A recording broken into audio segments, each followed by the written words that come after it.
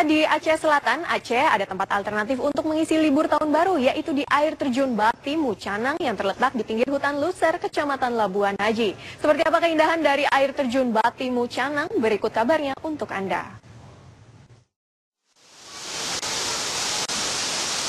Kawasan Taman Nasional Gunung Leuser menyimpan banyak sekali keindahan alam dan potensi wisata.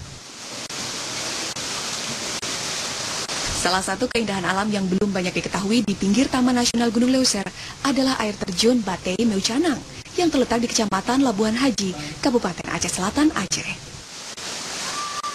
Air terjun ini memang tidak setinggi dan sebesar air terjun pada umumnya.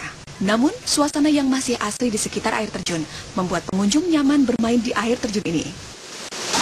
Ini enak, mandinya, habis itu tempatnya nyaman lah buat pengunjung. Untuk mencapai lokasi ini, para pengunjung harus berjalan kaki selama 30 menit dari desa Bulokan. Sebab hingga kini, akses menuju air terjun belum bisa dilalui kendaraan bermotor.